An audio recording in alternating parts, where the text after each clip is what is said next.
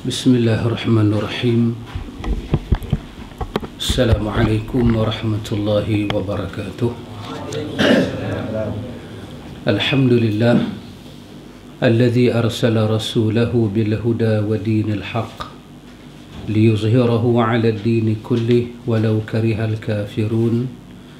Asyhadu an la ilaha illallah wahdahu la syarika lah wa asyhadu anna Muhammadan 'abduhu wa rasuluh. Allahumma ati nafsi taqwaha wa zakkiha anta khairu man zakkaha anta waliyuha wa maulaha. Amma ba'du. Ikhwatul iman, ikhwatu fid din, a'azakumullah wa uhibbukum fillah. Alhamdulillah thumma alhamdulillah, kita boleh sambung majlis ta'lim ini ikhwatul iman dengan kurnia daripada Allah Jalla wa'ala. Kita sampai pada muka surat 103 Pak Amir. Betul ya? Iaitu kita masuk perkara yang ketiga. Darah haiwan yang boleh dimakan dagingnya najis ke tidak? Ini kita masuk cerita pasal pembahagian najis. Darah binatang, yang binatang tu kita boleh makan. Maksud dia kita makan binatang tu dengan jalan sembelih. Bila kita sembelih, segala dia punya darah-darah dia tu najis tak ke kita? Apa ta'arif najis? Najis adalah benda yang menghalang kita beribadat kepada Allah. Kalau kita kena dia, tak boleh sembahyang, tak sah sembahyang, tak sah tawaf. Kena pakaian kita, badan kita ataupun tempat kita nak sembahyang tu. Bila dia ada, dia jadi mani'. Dia jadi mani', penghalang. Penghalang kepada sah ibadat itu. Najis bila kena diri kita, apa hukum kita sucikan diri kita daripada najis? Satu, hukum dia wajib. Bila hukum dia wajib? Bila waktu ibadat itu dah sampai. Di badan kita ada najis, wajib kita cuci bila kita nak sembahyang. Yang kedua, hukum dia kita kata sunat cuci. Sunat. Bila? Dalam keadaan bukan waktu ibadat. Macam lah ni bukan nak sembahyang, nak apa? Ada najis di badan. Kita pi basuh dia macam mana? Kita basuh dalam keadaan macam ni afdal. Sangat-sangat dituntut. Pasal ayat 222 suratul Baqarah, Allah kata innallaha yuhibbut tawwabina wa yuhibbul mutatahhirin. Allah sangat mencintai dan Allah akan menampakkan cinta Allah kepada orang yang bersih, orang yang bertaubat dan orang yang bersih. Jadi kerana itu kita jaga diri kita daripada innallaha yuhibbut tawwabin, taubat. Sebab dosa dia kotor jenis duduk dalam, danas, dia jenis tak nampak. Dosa tak ada ayak boleh pakai, tak ada ayak mutlak boleh pakai. Ayak tanah nak cuci dosa tak boleh. Dosa dia dicuci dengan taubat dan istighfar. Tubu ilallahi taubatan nasuha. Apa makna nasuha? Nasuha daripada kalimah nasuha jadi nasihat. Dia punya masdar dia sama. Apa makna ad-dinun nasihah? Agama tu nasihat. Agama itu nasihat. Apa makna nasihat? Nasihat ni maksud dia, kita tengok satu orang tu gelong, melelong. Kita nasihat supaya dia duduk atas jalan yang betul. Yang tu maksud dia nasihat. Kawan tu bagus punya duduk semayang, bagus buat baik, kita nasihat bagi lingkup. Itu bukan nasihat bakmit, itu pelingkup. Jadi nasihat dia kena kawan tu lingkup. Bila kawan tu lingkup, kita nasihat bagi jadi baik. Maka agama itu ad-dinun nasihat. Agama dia tak boleh tengok orang tu terlingkup. Agama dia tak boleh tengok kawan tu gelong. Bila gelong, kita kena bawa fitrah agama, an-nasihat. Pasal itu nasihat apa dia? An-nasihatu lillahi wa li rasulihi wa li kitabihi wa li a'immatil muslimin. Nasihat dia kepada Allah. Bawa dia kepada Allah. Jadi bila dikatakan taubatan nasuha, taubat yang mana? Taubat yang betul. Bukan kata taubat melelong-melelong ni. Taubat yang main daripada jiwa yang betul. Pasal itu bila satu orang tu dia ada kesedaran nak berubah, maka kesedaran itulah kita katakan nasuha. Dan kita bagi nasihat sampai dia dapat hak sebenar, jalan hak sebenar tu. Pasal itu kalau satu orang tu pergi taubat, mandi taubat, sebelum taubat pakai kain kapal, korek kubur, masuk tidur 2 hari, ini bukan nasuha. Ini bukan nasuha. Ini lawan kepada nasuha. Aiwaj. Maksud dia apa? Bengkok. Dia lingkup. Aiwaj. Ain waw jim. Aiwaj. Maksud dia lingkup. Jalan tu ghairal mustaqim, jalan yang tak lurus. Kena kembalikan dia kepada yang sebenar. Demikian juga Allah mencintai orang yang wa yuhibbul mutatahhirin, orang yang bersih, ada wudu, orang yang sentiasa dalam keadaan ingat kepada Allah. Baik, kita punya bincang malam ni ada darah haiwan yang boleh dimakan daging dia. Pendapat mengenainya seperti pendapat mengenai darah manusia. Dalam hal tidak adanya dalil yang menunjukkan kenajisannya, jadi hukumnya dibawa pada hukum asal, iaitu suci. Binatang yang kita boleh makan isi daging dia dengan jalan sembelih, darah dia, ayat kencing dia, ayat liak dia macam mana? Najis tak najis? Kata penulis kitab ni, segi belakang ni ada bincang panjang. Dia kata pendapat mengenainya seperti pendapat mengenai darah manusia. Darah manusia ni najis ke tak? Darah manusia ni haram kita makan. Pasal Quran kata darah tak boleh makan. Tapi darah tu sendiri dia boleh halang ke kita semayang. Ada 2 pandangan. Kita dah baca dah. Ada 2 pandangan. Kalau sikit tak ada hal. Kalau banyak ada hal lah. Itu satu pandangan. Satu pandangan yang lain, tak ada masalah. Darah keluar ke hidung ke, keluar ke telinga, darah meleleh nak semayang, tidak menghalang. Kecuali yang menghalang semayang ni darah apa? Darah haid, darah nifas. Itu tak boleh. Darah istihadah tak halang kita semayang. Satu perempuan dia kena istihadah. Istihadah ni bukan haid, bukan nifas. Dia keluar, dia mai. Apa hukum perempuan tu? Perempuan tu wajib semayang. Dia kena bersih diri dia kena semayang. Itu dalil yang cukup besar. Darah istihadah tidak menghalang orang semayang. Yang halang orang semayang darah haid, darah nifas, dan darah yang di dalamnya bercampur nanah. Itu satu pandangan pula. Darah yang bercampur dengan nanah. Pasal nanah ni dia busuk, dia campur dalam darah, dia boleh jadi cemar. Nadir, dia boleh jadi cemar. Tuan kitab kita, dia mengambil daripada 3 pandangan tadi, dia mengambil satu pandangan, iaitu dalil menunjukkan darah ni najis. Darah haram makan. Quran. Itu dalil Quran. Qat'i dalil dia. Ada dalam surah Al-An'am, ada dalam surah Al-Ma'idah. Tak boleh makan. Lapak dahaga lagu mana, sayang darah tu duk keluar membazir. Kan? Itu macam nyirup, bubuh air gula sikit. Cantik tengok. Kan? Kan? Nak modify tu pandailah. Saya jenis air tak apa suka, saya suka panas. Jadi raja bersiung lah. Yang siung dok ada dekat wing tu kan. Jadi raja bersiung. Haram makan. Tapi najis ke dia? Pandangan tuan kitab kita, dia kata dalil nak kata najis ni tak ada. Maksud tak ada ni apa dia? Tak kuat. Dia nak kata dia tak kuat. Jadi al-aslu baqa ma kana ala ma kana. Itu kaedah dia. Pada asal dia kena tetap satu hukum. Macam mana hal keadaan dia asal. Bila main satu dalil yang sahih baru boleh mengubah keadaan benar ni. Selagi tak ada dalil sahih, al-aslu baqa. Dia kena kekal tang situ. Dia kena kekal di situ. Pada apa hukum darah ni? Tak ada hukum. Bila kata tak ada hukum, al-aslu bara'atu zimmah. Satu benda tak ada beban. Tak boleh kita bebankan darah tu dengan apa-apa hukum. Bila ada satu dalil dalil tu merubah keadaan baqa dia, keadaan kekal dia tu, dalil tu baru kita boleh terima.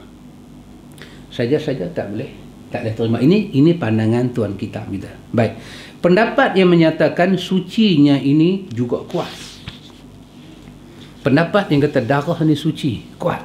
Di antara suci ini bukan makna memang tak boleh makan, tak boleh berubat dengan darah ni. Cuma kalau ada darah tak menghalang kita untuk semayang, tak halang kita dah ambil wuduk semua siap-siap, bandage kita ni darah duk keluar, kita boleh carry on semayang kita. Itu maksud suci. Dia kata kuat. Di antaranya hadis daripada Ibnu Mas'ud radhiyallahu anhu. Dia kata Ibnu Mas'ud, pernah Rasulullah sallallahu alaihi wasallam pernah sembahyang di Kaabah. Ini di antara dalil ya.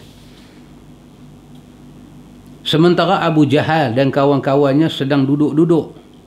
Lalu sebahagian mereka saling berkata pada sebahagian yang lain, siapakah di antara hampa yang mau mendatangi unta milik keluarga si fulan? Kemudian ambil semua kotoran, darah dan tai unta, lalu membawanya ke sini. Kemudian membiarkannya sehingga ketika Muhammad sujud, lalu dia meletakkan segala kotor tersebut di atas bau Muhammad. Dah guni punya jahat dia ada. Dan hadis ni juga ada di dalam Sahih Bukhari. Cerita orang buat khianat kat Nabi. Cerita hantar kepala babi di surau semua tu tak ada. Ulang balik. Tak ada apa. Tak masuk tu kira tak masuk apa lah. Yang tu kira macam hantaran bertunang je lah. Tak ada apa. Tak ada apa. Kan dia tak ada berat apa-apa. Benda tu tak ada berat, ni lagi berat. Pasal apa? Yang kena ni Rasulullah. Manakala yang kena kepala babi itu kita. Kita bukan maksum. Tak ada apa-apa. Kita tak ada apa-apa. Jangan duduk jadi pening kepala, kaplah jinggat. Jumpa doktor ambil ubat penenang, nak kena telan. Tak payah isap rokok macam biasa. Tak ada apa-apa. Tak ada apa-apa. Ini yang kena ni kekasih Allah. Manusia paling bersih. Dan benar ni bukan berlaku di Malaysia. Di bumi Mekah. Inna ahsana buqa'ah min buqa'atillah. Tempat yang paling mulia Mekah.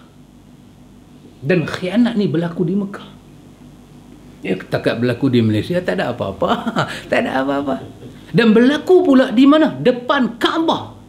Oh, dahsyat. Inilah dalil paling besar saya selalu ambil, saya pegang kat diri saya kata pada jemaah-jemaah nak pergi haji, nak pergi umrah, jangan terpedaya dengan orang pada menyatakan Mekah ni kalau hampi nanti kena macam-macam. Jangan terpedaya. Pasal apa? Ni sikit punya ni lah. Tak ada apa-apa. Tak ada aku lepas dia pita. Ni Rasulullah ni. Ni bumi Mekah depan Kaabah. Pi ambil segala perut-perut unta, tai unta, pi lepas tengah, bukan tengah Nabi baru makan kenuri, Nabi duduk sujud. Yang Quran katakan, ara'aita alladhi yanha 'abdan idza shalla? Tak tengokkah depa ni? Depa halang hamba kami sembahyang. Siapa dia? Nabi. Yang halang tu siapa dia? Abu Jahal. Allah kata apa? Apa sambungan ayat tu? Ara'aita allazi yanha 'abdan idza shalla? Apa lagi banyak? Kazzaba wa kemudian di ujung tu Ni Allah kata apa? Falyad'u nadiyahu sanad'u zabaniyah kalla la tuti'hu wasjud waqtarib. Surah apa tadi? Surah Iqra. Tengok, surah Alaq. Tengok. Allah kata dekat Nabi, bukankah depa menghalang Muhammad duk semayang, depa buat macam ni semua. Allah kata tak apa. Nasiyatin kazibatin khati'ah. Nanti mai satu hari kami akan hantar satu malaikat cabut roh daripada umbun-umbun kepala orang yang jahat ni. Kepala siapa? Abu Jahal. Pada masa tu kata Allah, dia boleh panggil siapa pun untuk tolong dia masa kami nak hantar malaikat. Falyad'u nadiyahu. Dia nak panggil siapa? Dia nak panggil geng dia, dia nak panggil bomoh hak dia belah selama ni, dia boleh panggil sanad'u zabaniyah. Kami hantar satu aja wakil daripada kami, iaitu Zabaniyah, malaikat Zabaniyah. Dalam tafsir Qurtubi kata malaikat Zabaniyah ni dia punya hebat. Dia suruh ahli neraka masuk ahli neraka hanya dengan ibu jari kaki dia sepak. Malaikat Zabaniyah ni punya dahsyat. Dia suruh ahli neraka masuk neraka ni, dia sepak dengan ujung ibu jari kaki dia, jatuh satu kumpulan zumara, satu jemaah jatuh, satu kumpulan jatuh. Dan dia tengok mereka, dia tak pernah kesian. Zabaniyah. Allah kata kami hantar malaikat Zabaniyah untuk berjumpa dengan Abu Jahal. Allah kata dekat Nabi, Allah kata apa dekat Nabi? Kalla la tuti'hu. Sudah Muhammad, tak usah dengar cakap mereka, tak usah layan mereka. Wasjud waqtarib. Sujudlah kamu dan dekatlah diri kamu kepada Allah. Macam ni punya kianat berlaku. Dan Abu Jahal duduk lagu tu juga. Dia mati di mana? Dia mati di Badar no. Bukan dia mati di Mekah. Jadi apa hal kita duk pi bagi apa? Duk pi bagi kecut perut orang nak pi Mekah ni. Ni tobat dah lagi. Hal tu yang dia pi Mekah, dia tobat, balik dia buat balik. Pasal dia dihempuk dengan satu cerita, kalau hampir sana hang tak tobat, hampir sana hang tak pakai tudung, di sini hang tak pakai tudung tak apa, pasal sini Tuhan macam rabun sikit, dia tak apa nampak. Di sana Tuhan clear, dia tengok clear. Jadi baik hang tobat, duit mau halal. Bila digempak dengan cerita macam tu, semua orang jadi baik di situ. Balik-balik sampai KLA 1-2, dia tarik tudung dia. Keluar TV, dia goy balik. Tawaf pakai tudung. Ziarah makam-makam istimewa di Mekah semua pakai tudung. Balik dapat undangan menyanyi tarik tudung lempar abah. Pasal apa? Di sini kalau buat Tuhan tak apa balas sangat. Tuhan balas semua di Mekah. Kita kata cerita macam ni cerita yang khurafat dan merepek pek. Tak boleh terima cerita ni semua. Tak boleh terima. Orang jahat Nabi Mekah, ini cerita hang dengan Tuhan. Kalau jadi apa-apa, dia dengan Tuhan. Kita tak boleh nak kata apa. Berapa banyak orang baik pergi sana sakit Pak Amir. Dan berapa banyak orang sihat, orang yang jahat Pak Amir, pergi sana, Alhamdulillah. Alhamdulillah boleh kacau lagi tu Arab. Ni jahat ni. Tak ada apa-apa. Pasal apa? Mekah bukan bumi pembalasan. Dunia bukan yaumul jaza. Yaumul jaza, yaumul hisab, yaumul akhirah. Balas penghisapan akhirat, bukan di sini. Tengok apa dia kata kat sini. Kata Abu Jahal kata, lalu meletakkan kotoran tersebut di atas bau Nabi, bangkitlah orang yang paling celaka di antara mereka. Tengok tuan kitab dia bawa riwayat ni, dia kata orang paling celaka, ya orang yang mencakit, orang yang buat sakit kat Nabi ni, dia tak akan aman dunia dan akhirat. Dia tak akan aman dunia dan akhirat. Nabi marah dalam perang Badar. Nabi marah. Dah habis kumpul semua geng-geng kufar ni, musyrikin ni. Apa Nabi buat? Nabi pergi berdiri dekat lubang buang mereka tu. Nabi kata sepatah. Nabi sebut nama fulan bin fulan. Nabi kata, hal wajadtum wa'ada rabbukum haqqan. Adakah kamu mendapati janji Tuhan kamu betul? Yang kamu lawan aku ni, kamu sangka Tuhan kamu nak bagi surga? Kamu lawan aku ni kerana kamu ingat aku jahat? Betul ke ingatan tu? La ni kamu duduk tak mana? Aku mendapati janji Tuhan aku betul. Setiap orang yang lawan Rasul dia akan diazab di sini. Sayyidina Umar kata, ya Rasulullah, Rasulullah cakap dengan mereka. Kata Nabi kepada Sayyidina Umar, sesungguhnya Allah bagi mereka dengar apa yang aku cakap ni. Ini juga di antara hadis yang orang ambil kata boleh talqin atas kubur. Ini semua berkaitan dengan mukjizat. Ini adalah mukjizat. Jadi kalau ada orang talqin atas kubur, kita nak bagi masuk cantik dengan hadis tu, kena ada satu orang pergi tanya kat tu imam tu. Depa dengar tu imam? Pasal Sayyidina Umar tanya kat Nabi lagu tu. Tu imam depa dengar? Tu imam kena jawab macam Nabi jawab. Sesungguhnya depa bagi dengar. Soalan dia mana tu imam tahu depa dengar. Tetapi ada juga riwayat daripada hadis Bukhari menceritakan Allah bagi orang mati tu dengar seret kasut orang yang jalan di atas. Baik. Pasal apa di antara dia? Di antaranya ialah Allah nak bagi pilu hati. Dia disimpan dalam kubur macam tu seorang diri dengan amal apa pun tak ada. Daripada roh dia naik ke langit, kalau dia orang jahat, malaikat kata, ma hazihi jifa al-khabitha. Ni bangkai apa? Busuk, jejek lagu ni. Malaikat di langit. La tufattahu lahum abwabus sama. Dalam surah Al-A'raf. Pintu langit tak buka. Tiba-tiba malaikat riah. Bangkai apa busuk ni? Disebut dengan satu nama, ganti nama kepada roh ni dengan nama paling buruk dan menyakitkan hati dia. Maka dia dibalin ke satu tempat hak nama Illiyin. Sijin. Satu tempat nama Sijin. Inna kitabal fujar lafi Sijin. Satu tempat yang cukup buruk, berapi. Turun main ke dunia. Dalam hadis Bukhari kata dalam bab jenazah, dibawa mayat dia, usung pergi ke kubur, dia nampaklah api menyala-nyala. Dia tanya, hampa nak bawa aku pergi mana? Hampa nak bawa aku pergi mana? Bila sampai situ, dibuang dia. Seolah-olah orang kata api tu duk marak, dibuang dan ditutup dia, cerkuk. Dibawa main dua malaikat.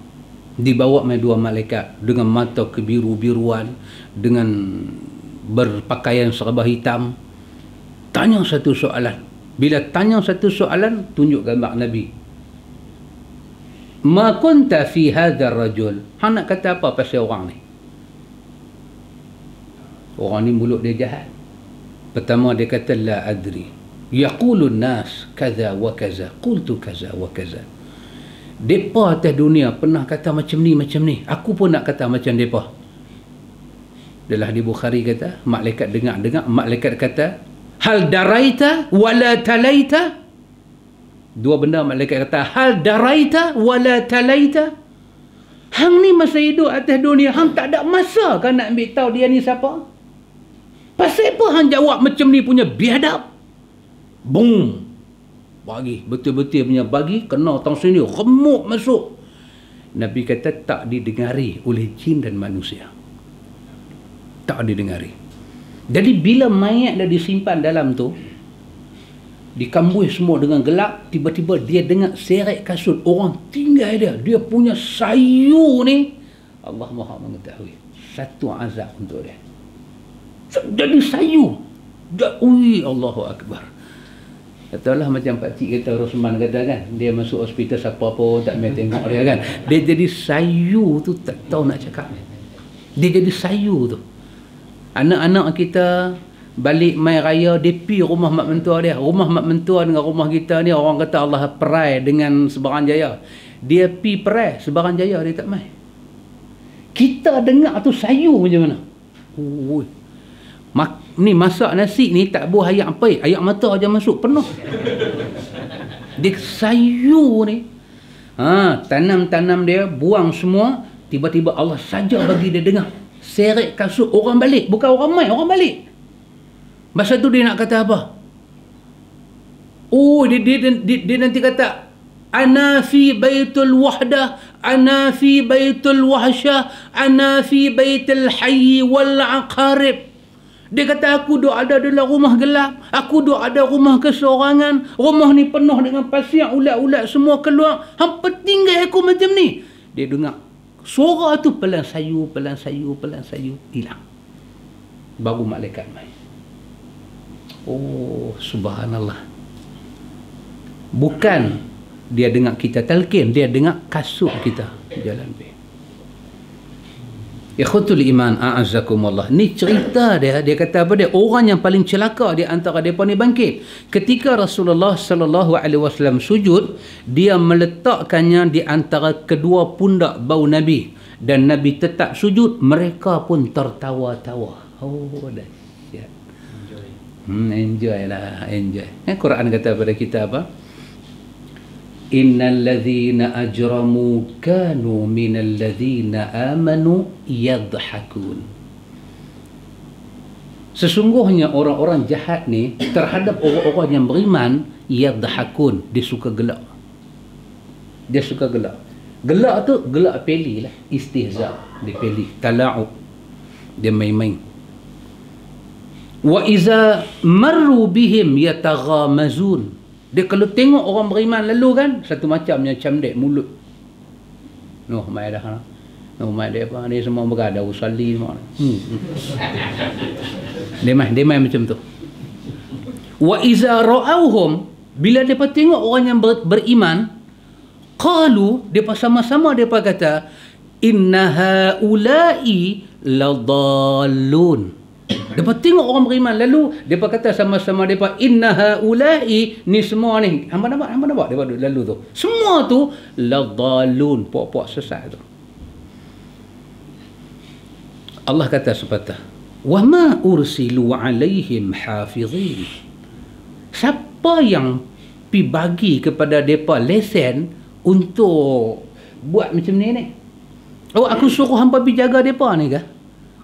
Allah kata pada orang jahat ni, duk gelak pada orang beriman, duk camdek, duk kata lebih kurang. Allah kata kepada mereka ni, aku buat hampa, aku jadikan hampa supaya hampa ni kawal orang beriman, supaya hampa buat lagu tu pada orang beriman, supaya hampa menjadi hafizin, orang yang jaga dan buat lagu tu pada orang beriman.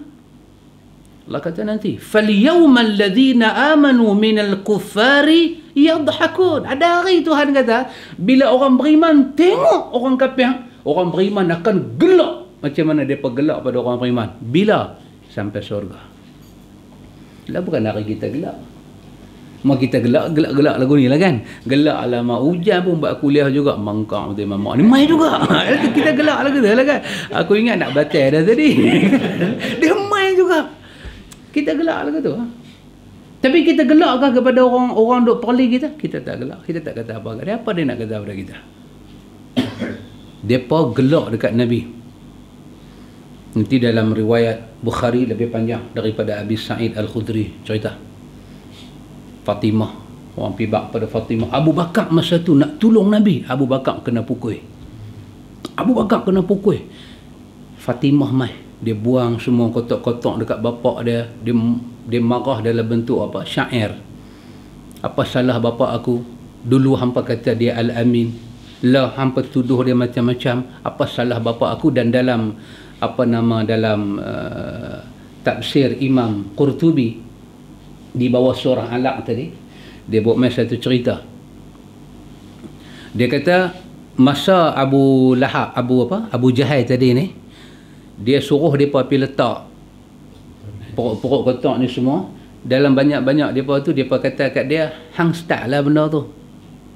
Hang start. Tapi Imam Qurtubi mendiamkan diri terhadap riwayat ini. Dia tawakuf. Bila ulama hadis tawakuf dengan satu riwayat, bermakna riwayat itu dia tak masuk dalam bab boleh berhujah. Iaitu orang kata pada Abu Jahal ni, hang start lah, lepas tu kami buat. Tiba-tiba dia sampai dekat Nabi, dia nak ambil ni pokok-pokok, dia nak letak, tiba-tiba dia nampak dia lari. Dalam tafsir Qurtubi kata apa dia? Allah Subhanahu Wa Ta'ala buat satu parit antara dia dengan Nabi, terbit api. Dia nampak, dia terkejut. Dan dia balik, dia cerita kat isteri dia. Dia kata, kalau aku buat juga, aku nampak ada satu benda malaikat, dia macam nak tolak aku masuk dalam parit itu. Aku lari, aku takut. Aku suruh mereka buat. Tapi mereka 7 orang ni yang buat ke Nabi ni tak nampak apa. Dah habis dah, Fatimah menangis tengok, Nabi tak kata apa. Nabi bangkit menghadap Kaabah, Nabi tak dah tangan. Nabi kata, Allahumma alaika bil Quraisy.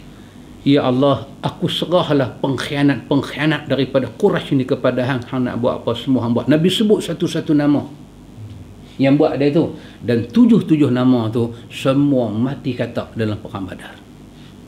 Allah bela Nabi dia. Allah bela Nabi dia. Jadi ini di antara dalil yang pandangan para ulama menyatakan tak najis. Macam mana dalil dia? Dia kata jika darah unta tu najis, tentu Nabi SAW telah melepas pakaiannya atau keluar daripada solatnya kalau dia najis.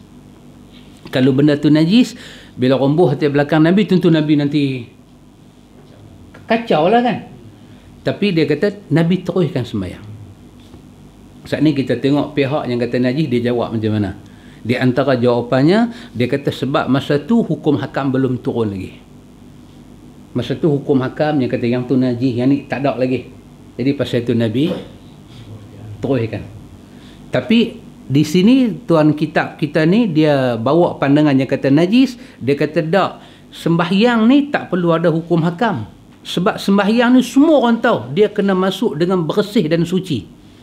Kalau ada satu-satu benda boleh menghalang urusan ibadat, Nabi secara tabiat dia, secara naluri dia tu, dia akan tolak.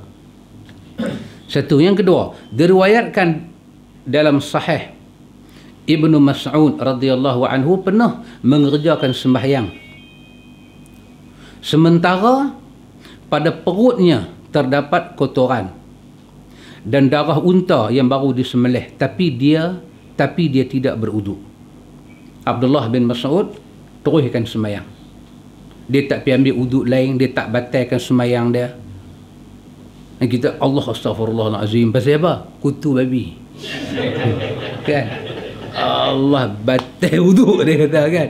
Kutu babi, babi tak apa, kutu dia tu problem. Pula dia ambil wuduk. Nabi tak buat lagu tu. Maka ini lebih menunjukkan benda ni tak najis. Walaupun demikian, asar ini dipersoalkan sebagai dalil atas sucinya darah haiwan, kerana Ibnu Mas'ud tidak berpendapat sucinya badan dan pakaian sebagai syarat sahnya sembahyang. Dia hanya berpendapat itu mustahab, dianjurkan saja. Abdullah bin Mas'ud sendiri dia kata kalau kita boleh sembahyang, elokkan semua benda ni, bagus ya. Bagus, tanpa darah, bagus tempat sembahyang. Tapi kalau ada, dia tidak berpendapat benda tu boleh membatalkan sembahyang kita. Ini di antara hujah dia. Dan hujah-hujah ni semua, kalau dari segi 4 mazhab, mazhab mana yang cenderung kepada hujah ni? Mazhab Abu Hanifah Nu'man. Mazhab apa? Hanafi. Mazhab Hanafi. Dia cenderung kata benda ni tak najis. Dan dalam fiqh Abu Hanifah, dia kaitkan semua ni dengan pandangan Abdullah bin Abbas radhiyallahu anhuma. Abdullah bin Abbas cenderung kepada darah-darah binatang yang kita boleh makan dengan jalan sembelih ni tak najis. Pasal tu ada riwayat orang-orang masuk ke Madinah, dia demam, tak selesa dengan udara Madinah. Apa Nabi buat? Nabi suruh pergi minum air yang kecil unta zakat.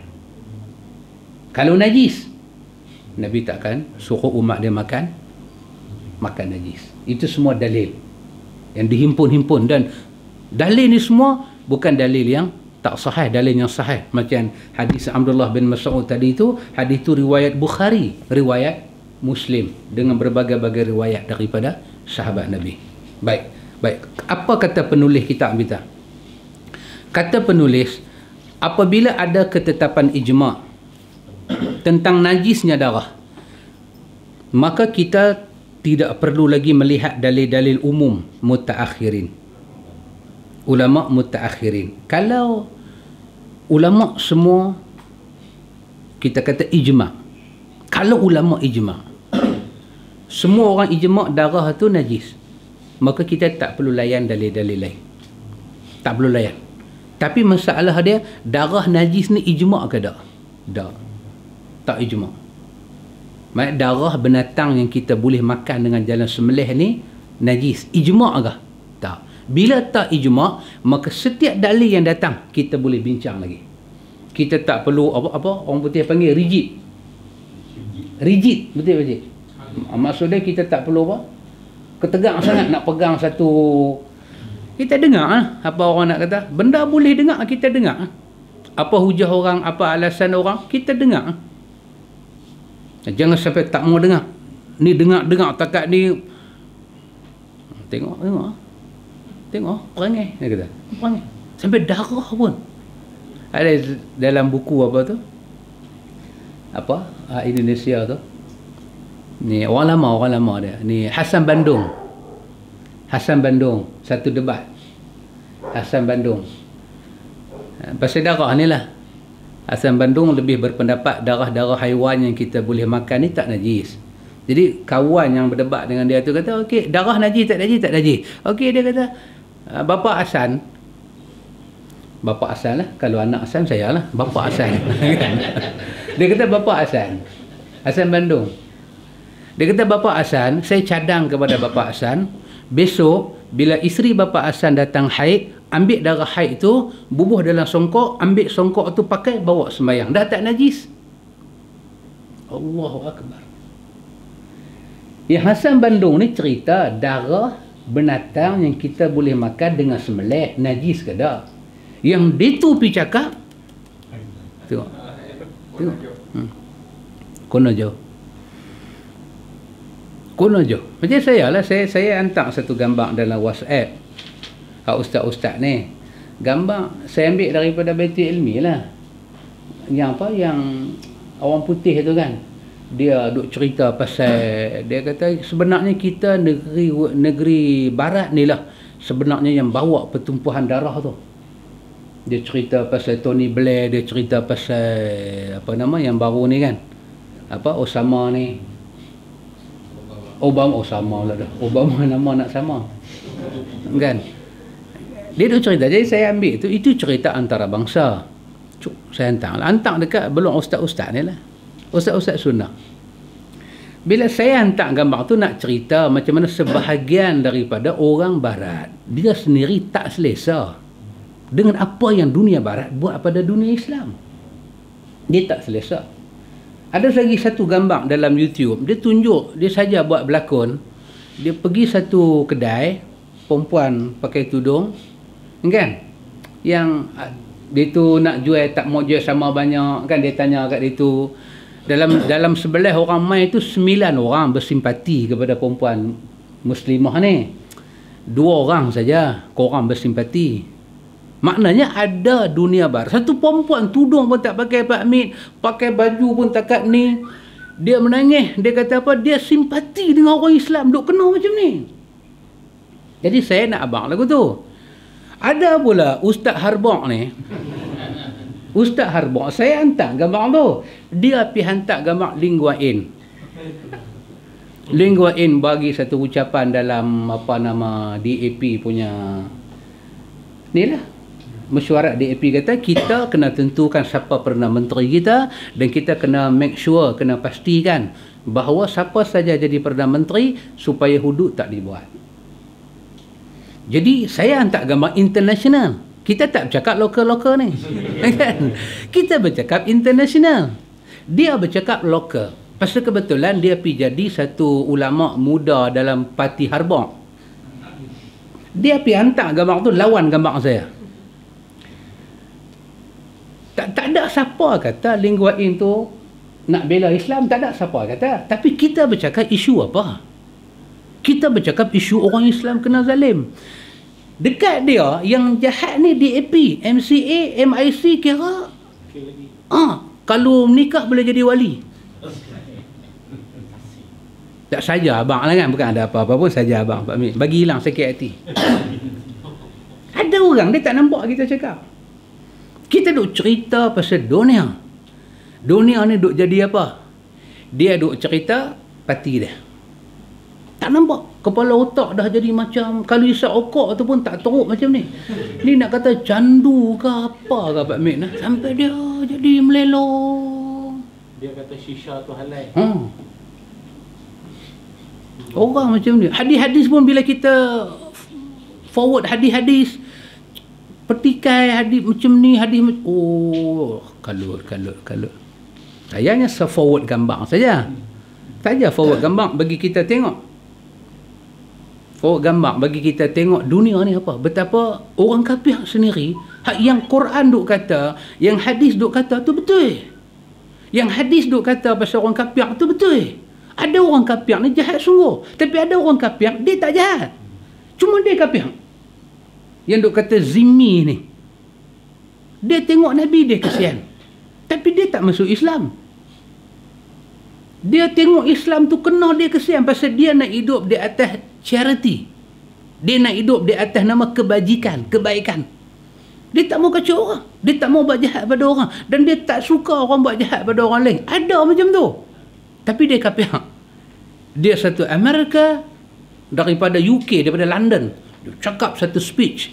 Dia bagi tahu kekejaman dan kezaliman yang berlaku di Palestin, semua ni berpunca daripada dunia barat, dia bagi tahu. Kita duk cakap kita. Dia kata, berapa banyak anak orang Islam mati di sana? Ada ubat enggak? Hospital sana macam mana? Pasal apa kita buat? Dahsyat. Dia kata semata-mata kita nak defend satu negeri kecil dalam dunia ni, Israel. Dahsyat. Dia bercakap lagu tu, memang dia kafir. Dia tu memang kafir. Bukan kerana dia bercakap lagu tu dia boleh jadi wali anak kita kahwin. Tak, dia kafir. Tapi had dia cakap tu, bolehkah kita pakai? Bolehlah. Tapi ada orang macam tu punya besar, dia pergi hantar LinkedIn punya gambar mai. Dia nak abang kata lagi nala punya kamjat pun ada. Dia kata ni CM Pulau Pinang ni satu macamnya kamjat, lagi jahat tak mau hudud. Tak jahat. Orang kafir yang tak mau hudud tak jahat. Yang cukup ni kitab kita kata ni apa dia, orang paling celaka ni sebab dia orang Islam tak mau hudud. Dia tak mau hudud, dia punya pasal lah. Tapi hudud ni nak buat pemimpin Islam. Hudud ni nak buat pemimpin Islam. Bukan kita minta restu orang kafir. Kepada orang kafir just beri satu penjelasan. Dan beri penjelasan kepada mereka ni kerja pemimpin. GST ni macam mana kerajaan kempen GST sampai orang tua tak ada gigi di hujung kampung tahu GST nama tak ada gigi. Macam tu punya kerajaan boleh kempen. Menteri GST kempen. Pasal apa? Kempen dan keadaan yang sama awak tak boleh buat dalam hudud. Awak ada TV, awak ada duit, awak ada mufti, bukan sekok mufti duk ada. Awak ada macam-macam, ada maib, ada jawi, ada jais. Bulan 4 nak jumpa. Itu satu pak tiri punya duk dah. Awak ada semua. Pasal apa tak boleh awak gembelingkan tenaga semua jabatan-jabatan agama ni, awak terang tentang hudud macam awak terang tentang GST. Pembangkang bagi tahu kata GST ni satu beban untuk rakyat. Awak boleh masuk sampai ke akar umbi, tak ada beban. Okay, it's better, nothing. Pembangkang ni semua ni kacau, depa ni lalat hijau. Boleh kata. Awak terang sampai rakyat bawahan ni tak ada rasa beban dengan GST. Kenapa awak boleh buat? Kenapa dalam hudud awak tak boleh buat? Awak menteri tu bukan orang Islam? Menteri tu bukan orang Melayu? Awak raja-raja yang duk ada ni bukan Islam ke? Sampai tak boleh perhati benda ni dengan penting. Itu cerita dia. Kita hantar gambar international. Harbong ni, harbong. Pak Min, orang Pulau Pinang kalau kata harbong apa dia? Harbong. Dia asal daripada perkataan rosak jubok. Harbong ni. Dia kata dasar dia tu. Dia asal dia punya kata kerja tu rosak jubok. Di zaman sekolah dulu, bila dia tu duk pergi pancung tak berhenti, ni semua daripada mulut cikgu lah. Cikgu kata harbok dia ni, pasal apa duk pergi berak tak berhenti, makna jubok dia rosak. Ini pun satu harbok.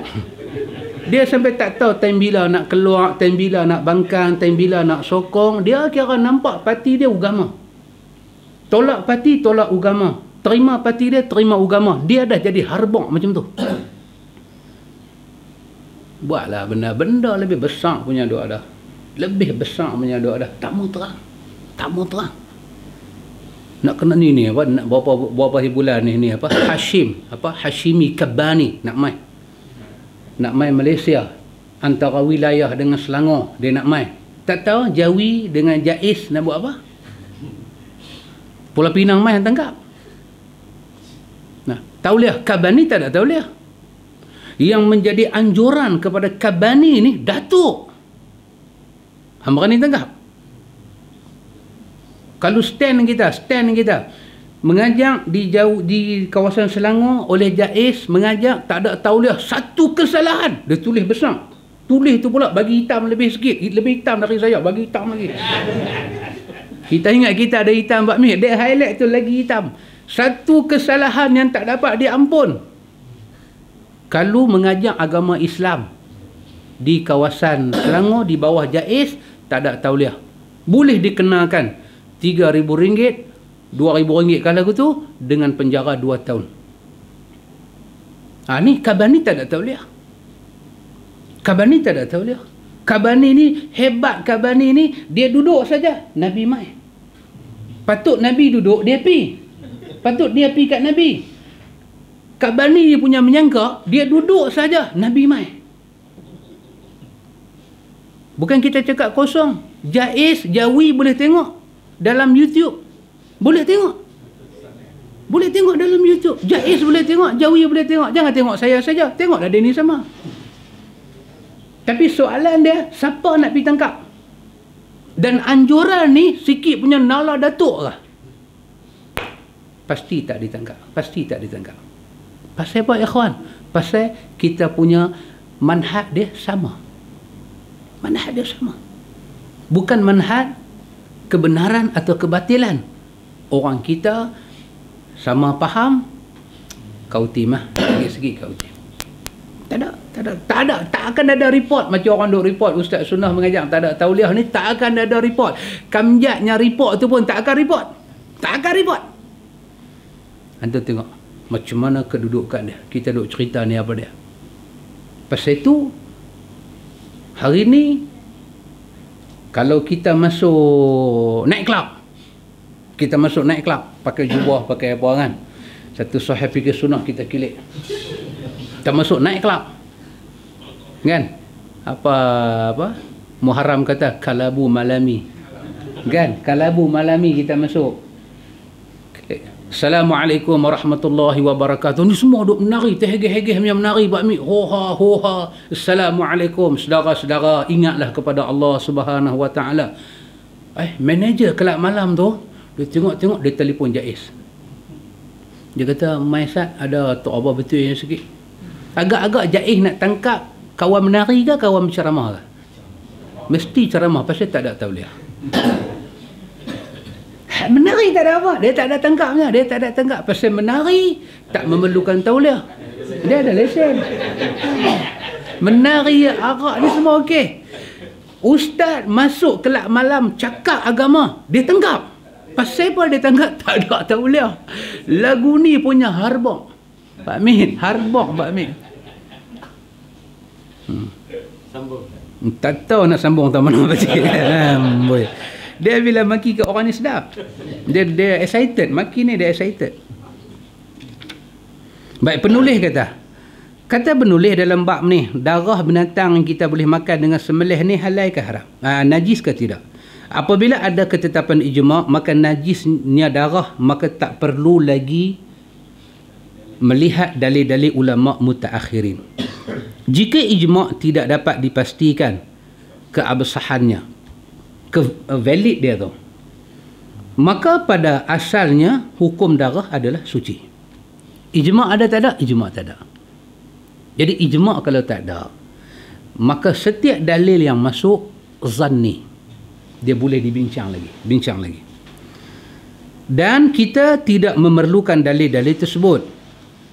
Dan yang jelas bagi penulis, setelah memilih pendapat sucinya darah sejak 10 tahun yang lalu, dia cerita pandangan dia.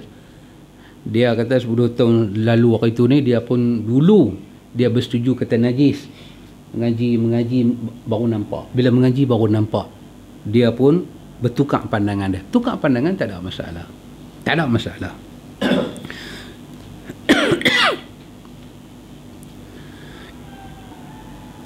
Bola. Jadi kita pun jadi ketak semacam. Jangan ada orang sunnah sampai pergi Thailand, sudahlah kan. Takat tak mai hari ni tak apa lagi Pak Mik. Duduk depan TV tak mai tak apa. Kalau start kita pergi Thailand, duduk dalam studio, harbong juga Pak Mik. Harbong juga depa ni. Baik, ijma' dalam masalah ini, najisnya darah memang terbukti. Sebagaimana telah dinukil lebih daripada seorang ulama, dan tidak ada riwayat yang sahih yang membantah ijma' tersebut. Penukilan paling sahih adalah yang dinukil daripada Imam Ahmad. Kemudian ijma' yang dinukil oleh Ibnu Hazmin. Berbeza dengan orang menyangka bahawa mazhabnya menyatakan kesucian darah.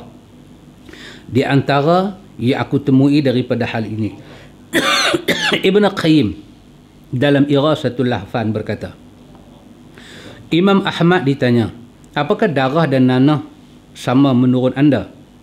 Kata Imam Ahmad, tidak. Adapun darah, orang-orang tidak berselisih mengenainya. Kemudian dia berkata, nanah dan sejenisnya dalam pandanganku hukumnya lebih ringan daripada darah. Itu pandangan Imam Ahmad. Darah ni ikhwan, darah. Semua orang tahu kata darah ni benda tak elok. Tak ada orang boleh bagi cakap nombor 2. Darah ni bagus ni, dia satu makanan sampingan ni bagus. Tak ada. Darah ni semua orang terima tak elok. Orang telah ijma' darah ni haram kita makan. Haram. Ijma'. Siapa pun tak akan beleng pandangan. Darah makruh makan. Kata, semua terima darah ni haram. Haram makan, haram guna dia sebagai ubat. Haram. Ijma'kah darah binatang yang halal kita makan dengan jalan sembelih najis? Itu ijma' tak? Itu tidak ijma'. Itu tidak ijma'. Imam Ahmad menyatakan bahawa orang-orang tidak berselisih tentang hal darah. Sebut darah semua orang tahu. Nanah kata dia lebih ringan hukum dia daripada darah di sisi Imam Ahmad. Kalau darah tu boleh tolak ansur, nanah lagilah boleh tolak ansur. Ibnu Hazmin menukil dalam kitab dia, ulama telah berbeza. Ulama telah sepakat tentang najisnya darah. Ini kata Imam Ibnu Hazmin. Mungkin yang sepakat ni ulama-ulama dalam satu-satu mazhab. Kita kata darah binatang yang haram kita makan satu, darah binatang yang halal kita makan dengan jalan. Ada darah binatang haram. Bewak kabuk, ulang, kera. Kan orang putih kan, dia ambil anak kera baru beranak tu, dia cukup rambut, dia tetah kepala, buka macam tempurung. Macam minum air nyok bostro terus sudut. Ada orang putih lagu tu. Ini semua kita sepakat tak patut, dan dia bukan daripada peradaban orang baik-baik.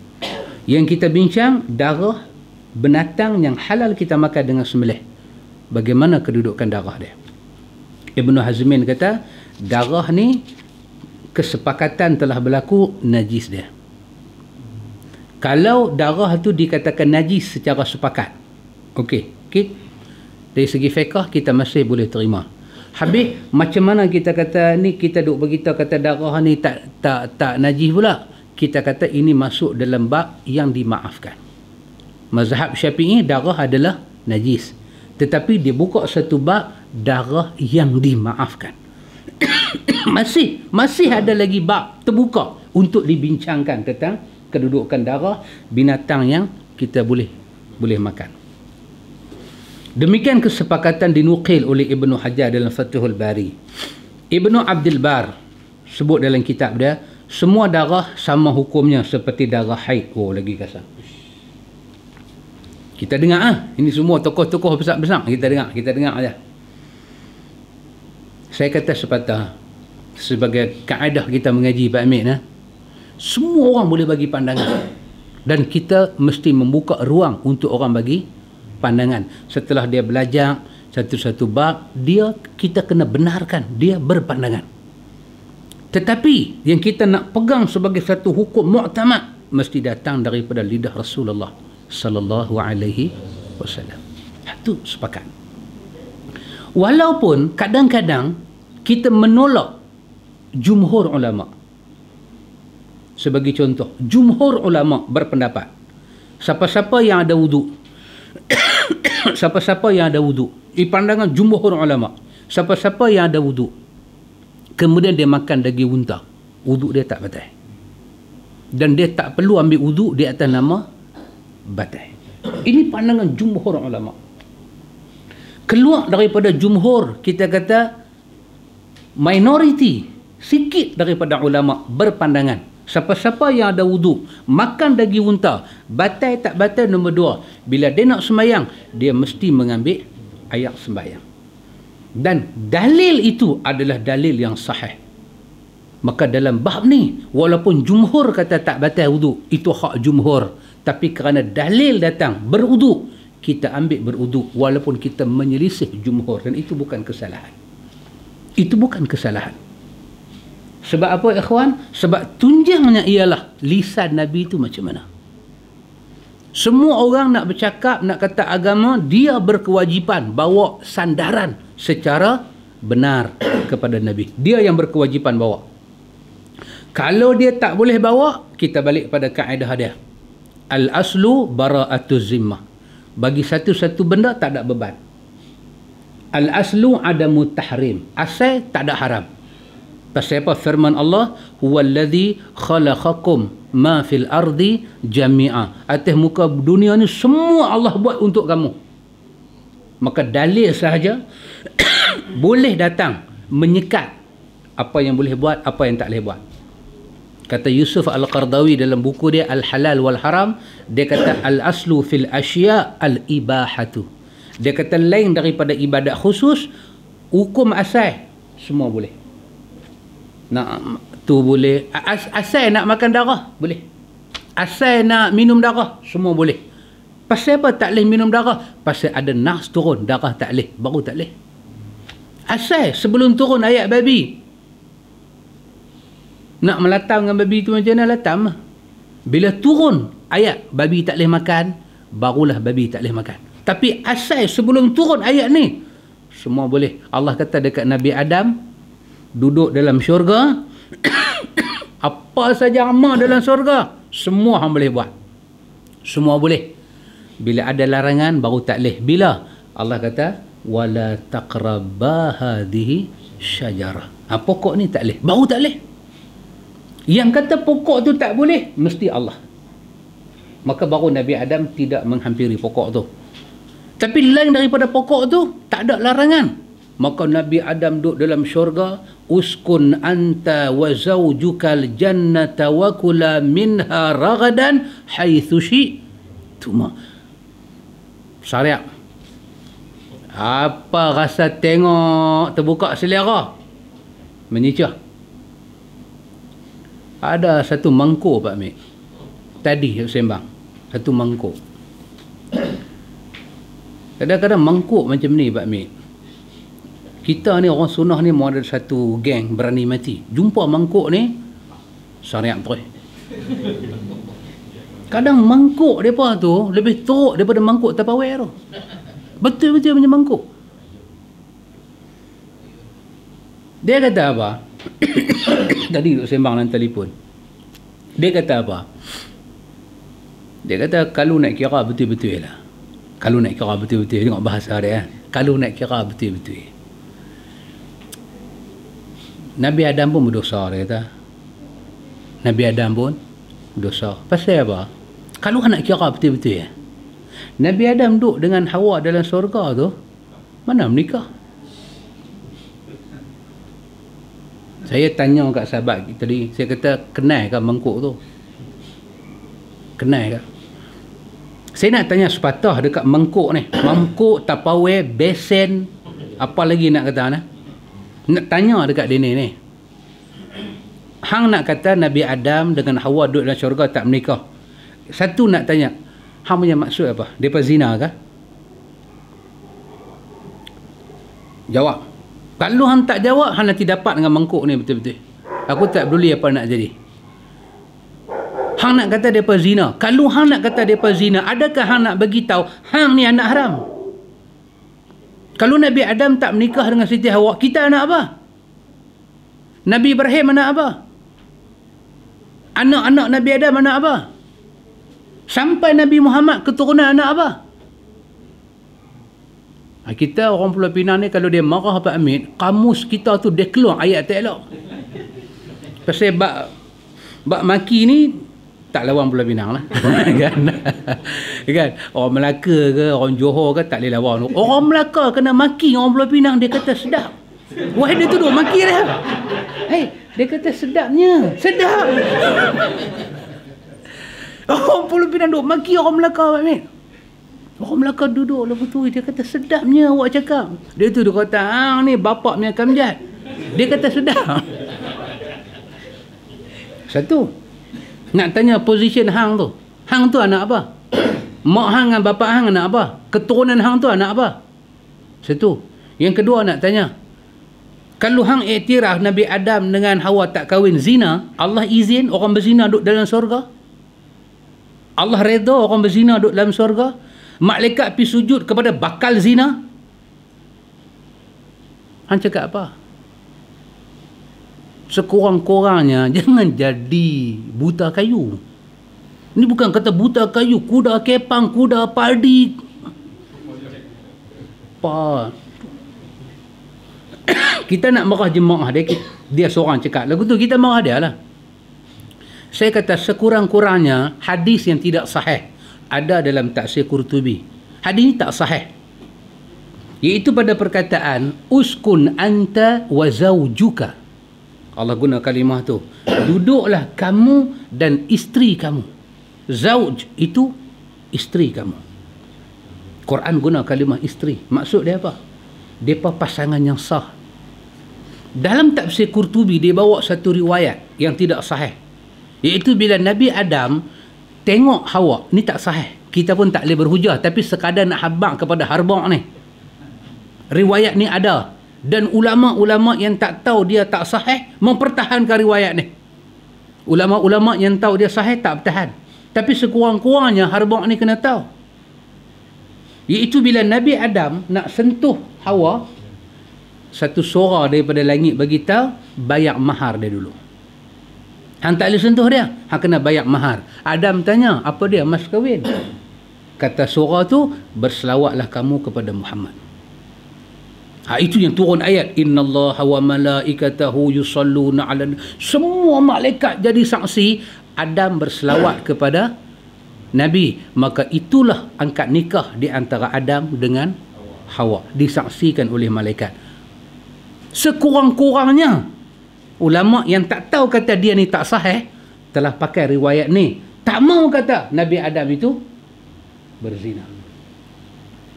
Antum tengok dengan janggut dia, dengan baju dia orang dakwah. Tapi tengok dia cakap dakwat. Tu. Tak nak kata apa dah. Macam Ustaz Lahiraki ceritalah. Dia tengok mereka ni, kita nampak orang dakwah lah. Ustaz Lah tegur, Ustaz Lahiraki tegur dalam bayan mereka ni. Mereka kata bila Nabi Me'e ni, Nabi Ismail, Siti Hajar bawa Me'e duk menangis, tapak kaki Me'e tu pergi pukul apa? Tanah percit ayak Zam-Zam. Ustaz Lah dengar mereka bayan. Mereka duk pegang buku Al-Bayan Kubra tu lah, Al-Fadailul Amal. Ustaz Lah ni dia masuk, dia kata tak betul. Dia kata hadis Bukhari kata yang pukul tanah tu sayap malaikat. Bukannya kaki mek besar mana masa tu. Ustaz lah kata. Ni tanah harap masa tu. Tanah harap, bukan kata tanah perai. Ini tanah tambun. Tubung keras bami tu mi kita. Ni tanah harap, pejai. Kaki mek boom ayat keluar. Ustaz lah kata dah. Sahih Bukhari kata malaikat hentak dengan dia punya sayap. Boom. Maka keluar ayat. Tu yang jadi Zam-Zam. Bila Ustaz lah cakap lagu tu, dia marah. Dia kata itulah tak keluar 3 hari mana tahu. Hang keluar 3 hari pun hang tak tahu. Hang kata kau Ustaz lah. Problem lah. Ni pun geng ni lah cakap ni. Saya kata dekat sahabat tadi, saya kata jom kita pergi labuh bagi. Adakah dia tuduh keturunan dia tu keturunan anak haram? Dan tuduh tu pula kepada siapa? Nabi. Yang Quran kata apa? Wa iz qala rabbuka lil malaikati inni ja'ilun fil ardi khalifah. Bolehkah khalifah tu seorang penzina? Tu dia. Ada orang, ikhwan, macam tu punya teruk. Oh, dahsyat. Kita takut, ikhwan. Cukup takut. Cukup takut. Jahil ni punya pasal, bodoh ni punya pasal, tak mau belajar ni punya pasal, dia boleh pergi lebih teruk daripada tu. Pasal tu kita kata kaedah kita, benarkan semua orang cakap. Ulama, kena dengar semua cakap ulama. Mazhab punya pandangan kita kena dengar. Tetapi yang nak jadi muktamad, mana-mana mazhab yang boleh cakap secara sabit daripada Nabi, itulah keputusan terakhir yang kita pakai. Baik, Ibnul Arabi dalam kitab dia Ahkam Quran menyatakan para ulama sepakat bahawa darah itu adalah haram dan najis, tak bisa dimakan dan tak bisa dimanfaatkan. Allah Subhanahu wa taala telah menyebutkannya di sini secara mutlak dan disebut pula dalam suratul An'am secara muqayyad. Muqayyad maksud dia Allah sebut darah, Allah ikat dengan benda lain. Dengan daman masfuhan dalam surah Al-An'am. Daman masfuhan. Darah yang haram tu darah yang mana? Darah yang memancut. Kita sembelih, boom, mancut. Ataupun dalam tafsir lain dia kata darah yang keluar daripada setiap urat darah tu. Dia keluar laju. Yang tu dipanggil dam masfuhan. Adapun bila darah tu dah keluar, dia kena kepada isi macam kita duk dia terabah lagu tu kan, kita duk lapar semua tu kan, daging tu masih ada darah, yang tu tak masuk dalam ijma' yang menyatakan haram. Itu penjelasan, dan penjelasan itu sangat menarik dibuat oleh Syekh Sabit dalam fikih sunnah dia. Itu sangat menarik. Kata Imam Ibnul Arabi, Allah kaitkan darah itu muqayyad dengan sifat memancar, masfuhan. Para ulama membawa nas mutlak kepada nas muqayyad berdasarkan ijma'. Darah macam ni, darah memancut macam ni, kita tak boleh manfaatkan dia dan kita tak boleh makan. Dan yang ni semua orang setuju.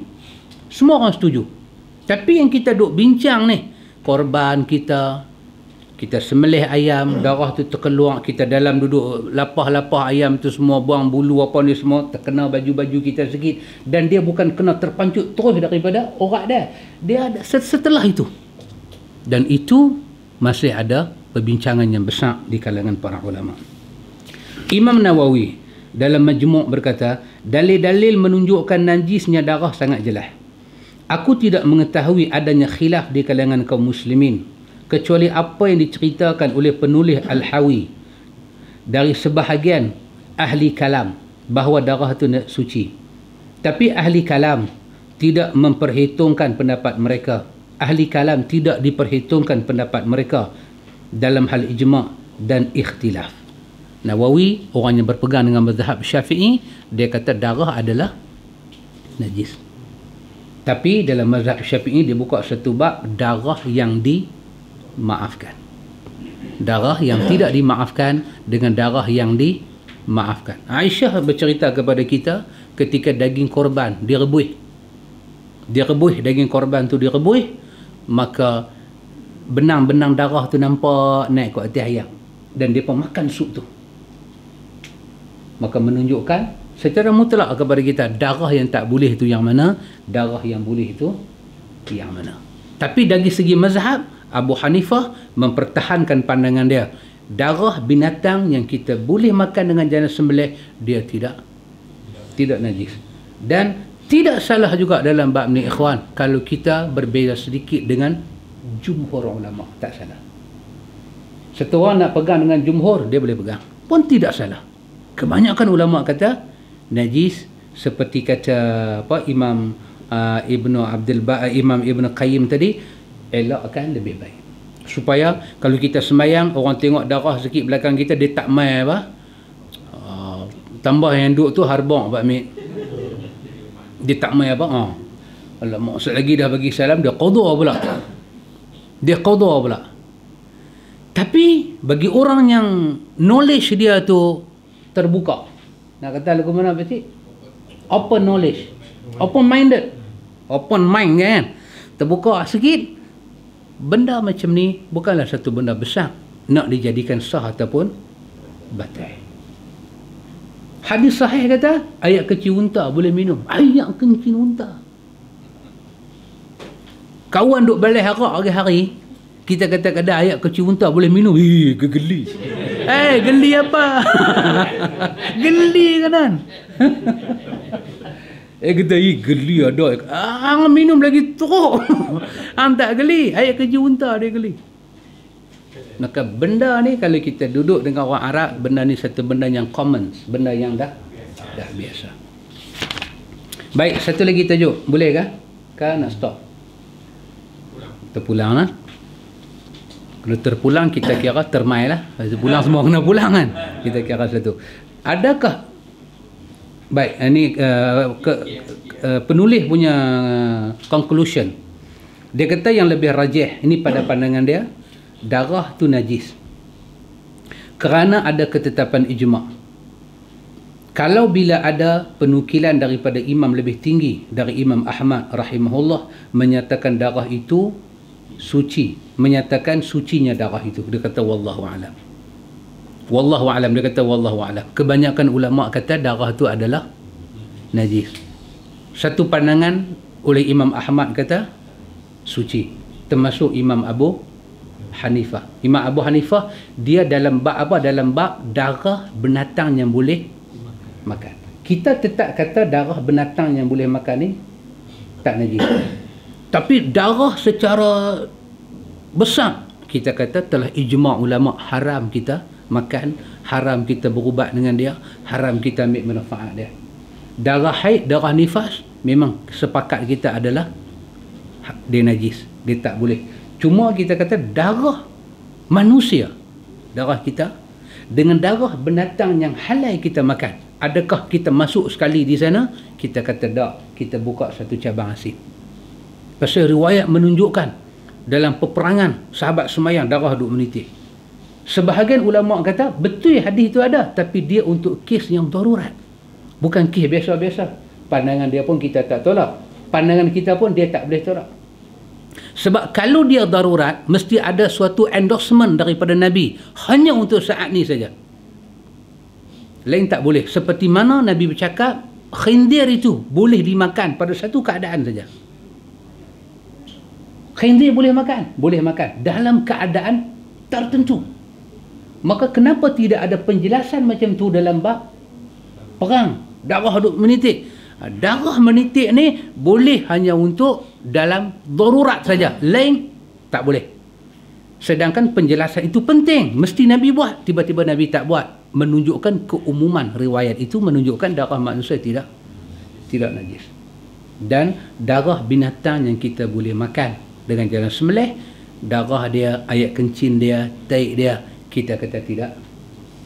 Kalau terkena sikit-sikit dekat kita, tak payah dia buat gamak lah. Tu saya kata kadang-kadang kita buat majlis korban kan. Jadi Kelantan baru ni buat majlis korban, walaupun dia mengaji sunnah tapi tak biasa kan. Dia tengok jubah saya kena darah-darah satu macamnya, saya masuk dengan Ustaz Luqman, Allahu Akbar, hak belakang duk Allah. Ui. Okay. Kawan pergi balik, pergi mandi, pergi gosok semua apa ni semua. Kadang-kadang kita kena tunjuk kata benda tu boleh. Cuma di Malaysia ni benda ni masih dalam tu lah. Kalau duk pergi cakap lagu ni masa ambil tauliah memang tak dapat tauliah. Memang tak dapat lah. Jadi bila ambil tauliah ni kena taqiyah. Jadi syiah pula kita. Kan? Duk kena taqiyah. Macam mana darah najis. Macam mana tahlil sunat. Macam mana ini semua ada ijma' ulama. Duk kena balun macam tu. Bagi sebahagian kawan, dia kata tak apalah, pejam mata janji dapat tauliah boleh mengajak. Pada dia tauliah itu adalah satu kepentingan. Tapi bagi satu kawan, hang nak suruh aku menipu lah. Hang nak suruh aku tipu lah. Depa yang interview aku, depa tu siapa dia? Masa aku masuk interview, aku duduk depan mahkamah Tuhan kan? Sampai aku kena takut kat depa setara tu. Habis kalau macam tu, yang aku pergi mengaji rata-rata ni semua ni, seumur hidup duk pergi mengaji, baca buku, bila mai jumpa 3-4 ekor makhluk nak bagi tauliah ni, kita kena perlai ilmu kita dan kita kena solid dengan ilmu mereka. Untuk apa pergi mengaji masa muda ni? Penderik macam tu. Macam mana? Dia kata, dah lah kalau enta buat lagu tu, enta tak boleh mengajar. Siapa kata tak boleh mengajar? Oh ni kawan kita. Siapa kata tak boleh mengajar? Tak, Jaiz kata. Jaiz tu siapa dia? Mak Jaiz pun dah meninggal. Dan Jaiz tu siapa dia? Tak, Jaiz ni kira orang yang menjaga hal agama. Dah. Nabi kata, balighu anni walau ayah. Aku akan mengajar. Dia besok dia main cukup pergi lah. Pergi mahkamah. Bersembang. Apa lebih kurang debang-gedebung. Mai pula. Mengajar pula. Kena cukup pula. Pergi bersembang pula. Sampai bila? Sampai Abang Jamil mampus. Lagi tak ada umur macam tu lah. Dan kalau orang yang interview kita itu berhemah, memahami fiqh, memahami agama, dia tahu hak dia untuk hormat ilmu kita. Dia tahu untuk hormat ilmu kita dan dia boleh bagi nasihat kepada kita.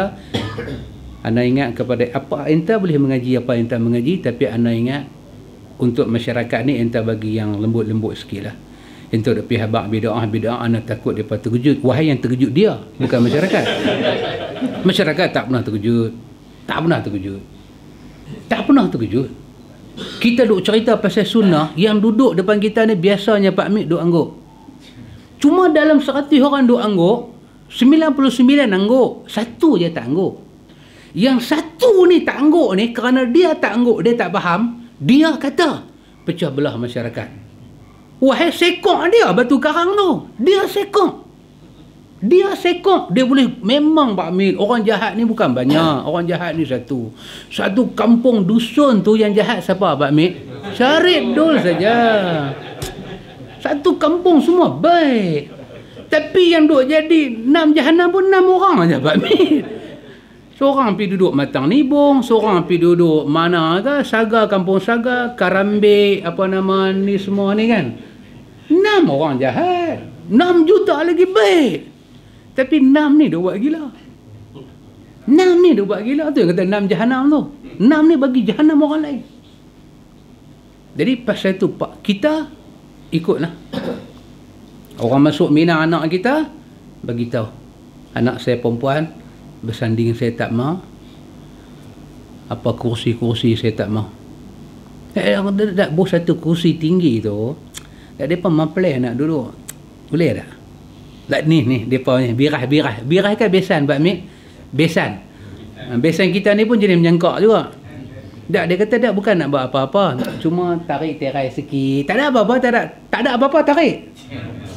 Kalau tak ada apa-apa tu saya tarik. Tak ada apa-apa saja tarik sikit, ambil tu kursi yang hilang kepala tu kan. Duduk tu, boleh tak? Kita kata kita ni ingat kita ada anak perempuan kita kata sana Nabi pernah menikah tak? Tanya dia. Very slow talk. Kita kata kadang-kadang ada dua, ima slow talk, ima blue talk. Mau yang mana? Pak Mik pernah tengok blue talk ni? Tak bisa tengok blue talk. Tak bisa lah.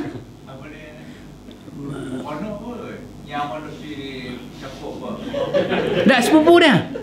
Meronok satu. Ni sepupu dia, berlutang. Tak biasa nah. Nanti saya cerita. Nanti macam saya tanya Pak Nyang baru ni apa? Buah apa? Buah apa? Buah merukuk. Lagi satu apa? Muyu. Muyu. Tak pernah dengar. Buah muyu. Buah rukuk. Lagi satu buah apa? Buah salad. Tak, bukan yang nama susah-susah. Buah pelang ke apa? Tak bisa dengar. Natum nama buah pun kita tak bisa dengar. Kita tanya Pak Nyang orang ni dengan Pak Mi dengan Pak Cik dalam kereta duk tanya. Masa duk balik Pak Mi semua duk cerita, oh macam ni. Orang mai jumpa kita, pasal apa kenduri kahwin anak kita, kita tak mau ada kursi tinggi kan? Kita kata dalam riwayat menceritakan Nabi kahwin dengan semua isteri dia. Apabila sahabat mai ke rumah Nabi, sahabat duduk dengan Nabi, bila tetamu lain mai, mereka tak nampak yang mana Nabi, yang mana sahabat, duduk sama rendah. Jadi pengantinlah yang kena mengikut syariat ini. Bukan syariat ini berubah untuk satu hari pengantin itu. Kita abang lagu tu. Saya kahwin dengan bini saya Pak Mik ni bini hak mula kita ni kan. Ni saya kahwin. Orang main nak tengok Faizah ni, dia duduk bersila je. Duduk bersila tengah rumah. Orang tanya, mana pengantin? Saya kata, tu pengantin. Dia pakai baju pengantin, saya pakai baju Melayu, pakai samping semua. Satu kerih. Tapi kerih saya panjang Pak Mik. Kerih saya panjang elok. Ada sarung semua cantik. Kerih plastik. Pakai cantik. Gambar pun ada, mai rumah saya tunjuk. Jadi saya around lah, pergi layan tetamu, tak ada tempat khas dekat saya rasa nak makan, saya pergi duduk dalam kemah dengan dia, saya pergi makan. Dia rasa lenguh, dia masuk, dia pergi duduk tengah-tengah rumah. Tengah-tengah rumah kosong, tak ada apa angkat. Kerusi semua lempak, pergi keluar, kosong. Tak ada apa, nak pergi buat apa, tak ada. Cuma pasal hari raya, cat sikit bagi cantik, itu saja. Tak ada apa-apa. Pasal apa? Pasal Nabi kahwin dengan isteri-isteri Nabi, sahabat mai ziarah macam tu. Jadi apa istimewa dua jantan dengan mapelai dengan pono pergi duduk di atas kursi tinggi tu, duduk makan? Adakah kalau tak duduk atas tu, majlis kahwin tak sah? Adakah pahala tak sampai? Adakah kerana tak duduk atas tu, kalcut kita jadi apa? Tak ada apa-apa. Ini semua mak andam, Pak Pondan Siam ni, duk perkaya mereka dengan agama tak mengaji, dengan apa tak mengaji. Kita pula hari kahwin berpedomankan pondan. Hari biasa ikut Nabi Pak Mik, tiba-tiba mai hari menikah. Mai hari menikah, Nabi tak apalah kalau ikut mak andam betul. Cik Endan guide kita. Cik Endan guide. Letak bantai. Cik Endan letak bantai. Pengantin laki-laki kena duduk atas bantai angkat nikah. Kalau duduk macam ni apa pasal? Ada bisui awak telok labuh kah? Tak ada apa. Kita sebelum nikah dah pergi semua exercise, mengurut zahir batin, tarik kutu, tarik kutu, semua cantik dah. Tak tahu angkat nikah duduk atas bantai tu. For what man? Untuk apa? Tak ada. Benda tu semua charge atas mak andam. RM25. Tu bunga tu, bukan saja. Pegang bunga tu nampak saja RM35. Kita nak menikah, Cik Endan ni kaya. Mengaji 30 tahun pasal sunnah Nabi, gagal. Destroy one day. Sorry my brother, nah. Benda ni saya tekan betul-betul ikhwan. Saya tekan. Pasal saya buat dan saya rasa tak ada masalah untuk buat. Sebelum kita kahwin, lagi 3 tahun nak kahwin, daripada lah ambil CD-CD yang ustaz-ustaz duk cakap duk ni, pasang dalam rumah. Bagi mak dengar, bapak dengar, bakal kita semua dengar, semua dengar. Heret mereka main mengaji. Bagi mereka dengar. Dia boleh main mengaji, dia boleh tanya, kita bagi konsultan free pada mereka. Baca hadis-hadis ni semua. Siapa nak jadi hanjibat hari tu, duk tarik kerih. Tak boleh. Kata kat dia, minta maaf banyak-banyak. Hang nak menikah ke aku nak menikah? Tak boleh menikah di Malaysia, aku menikah di Siam. Janji sah. Hang nak buat apa kat aku? Hang nak buat gila babi, hang dengan babi tu gila cukup. Aku tak mau gila. Aku tak mau gila. Kadang-kadang saja saya cerita benda ni kan. Ni kita ada masa lagi, Ustaz Abu Talib pun tak lepas lagi. Kan, banyak lagi tak lepas, Amru tak lepas lagi, siapa-siapa semua tak lepas lagi ni, kita nak kena lepas elok. Maknanya baca tekat tu lah. Makna dia tekat tu lah. Saja nak cari titik berhenti tu. InsyaAllah lepas ni kita akan tengok lagi satu tajuk. Apakah muntah Bani Adam najis? Adakah muntah anak Adam ni najis ataupun tidak? Kita akan tengok lagi satu tajuk. Wallahu a'lam. Subhanakallahumma wa bihamdika asyhadu an la ilaha illa anta astaghfiruka wa atubu. Allahumma rabbana atina min ladunka rahmah wa hayyi lana min amrina rashada. Sallallahu ala Nabi Muhammad walhamdulillahi rabbil alamin. Assalamualaikum. Jangan balik ya. Ada lebih kanan lebih. Kalau balik.